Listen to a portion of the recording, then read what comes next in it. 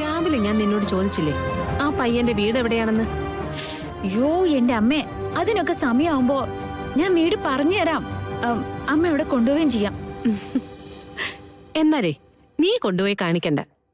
ആ വീട് ഞാൻ കണ്ടുപിടിച്ചു. അമ്മ കണ്ടുപിടിച്ചെന്നോ? എങ്ങനെ? അത് പറഞ്ഞാലേ ഇത്തിരി രസമാ. നിങ്ങൾ പോയതിന്റെ പിന്നാലെ ഞാൻ വെറുതെ പുറത്തോട്ടൊന്ന് ഇറങ്ങി. അപ്പം ദൈവം കൺമുന്നിൽ എത്തിച്ചതുപോലെ ആ ചെറുക്കൻ. എന്നിട്ട് കാണാം സംസാരിക്കാന്നൊക്കെ വിചാരിച്ചതാ. അപ്പോഴേക്കും കാറിൽ കയറി ഒരൊറ്റ പോക്ക്. ഞാൻ അവിടുന്ന് ഒരു ഓട്ടോ പിടിച്ച് അതിന്റെ പിന്നാലെ അങ്ങ് പോയി. അമ്മ എന്തൊക്കെയാ പറയുന്നേ? ഇതാ ഞാൻ പറഞ്ഞു കഴിയുമ്പോ എന്നോട് ദേഷ്യം പിടിക്കരുതെന്ന്. എന്നിട്ട് അമ്മ വീട്ടിൽ പോയോ? ആ പോയി. പുറത്തുനിന്ന് വീടൊക്കെ കണ്ടപ്പോ തിരിച്ചു പോന്നാലോ എന്ന് കരുതിയതാ. പിന്നെ നിന്റെ കാര്യമല്ലേ, വിശദമായിട്ട് അറിയാണ്ട് എങ്ങനെയാ പോരുന്നേ? ധൈര്യമായിട്ട് ചെന്നങ്ങ് ബെല്ലടിച്ചു. തങ്കേച്ചിതൊക്കെ വെറുതെ പറയുന്നതാണോ? വെറുതെ പറയാൻ എനിക്കെന്താ ഭ്രാന്തുണ്ടോ? കണ്ടുപിടിച്ചതും ചെന്നതും അവിടെ ഉള്ളവരെയൊക്കെ കണ്ടതും ഒക്കെ ഭാഗ്യ, അത്ര തന്നെ.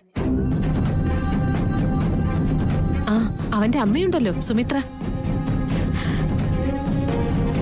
എന്തൊരു നല്ല സ്ത്രീയാ. എന്ത് നന്നായിട്ടോ സംസാരിക്കുന്നേ. ആ മുത്തശ്ശിയില്ലേ സരസ്വതി അമ്മ,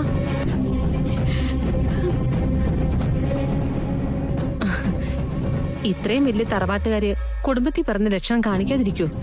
അമ്മ എന്റെ അമ്മയാണെന്ന് അവരോട് പറഞ്ഞോ? അത് ഞാൻ പറഞ്ഞില്ല. എന്നെ അവർക്ക് മനസ്സിലായിട്ടില്ല. നിന്റെ അമ്മയാണെന്ന് പറഞ്ഞാല് പിന്നെ അവരെന്തെങ്കിലും കൽപ്പിച്ചു കൂട്ടി എന്റെ മുന്നേ ചെയ്താലോ? അതുകൊണ്ടാ പറയാതിരുന്നത്. എന്നിട്ട് തങ്കേച്ചി എന്തു പറഞ്ഞ അവിടുന്ന് പോന്നേ? എന്റെ സുരന്തേ, ഞാൻ അവിടുന്ന് പോന്നതാണോ ഇതൊക്കെ കണ്ടെന്നെ കേട്ടെന്റെ സന്തോഷത്തില് ഒഴുകി ഇങ്ങി പോന്നതാണോ എനിക്ക് അറിഞ്ഞൂടാ. ആ ചെക്കൻ കല്യാണം കഴിക്കാൻ പോകുന്ന പെണ്ണിനെ കാണിച്ചു തരട്ടെന്ന് ചോദിച്ച് സുമിത്ര എനിക്ക് കാണിച്ചു തന്നതേ ഇവളുടെ ഫോട്ടോയാ. അമ്മയ്ക്ക് എന്തായാലും സന്തോഷായി മോളെ. നീ അവിടെ സുരക്ഷിതമായിരിക്കും. അമ്മയ്ക്കത് ഉറപ്പാ.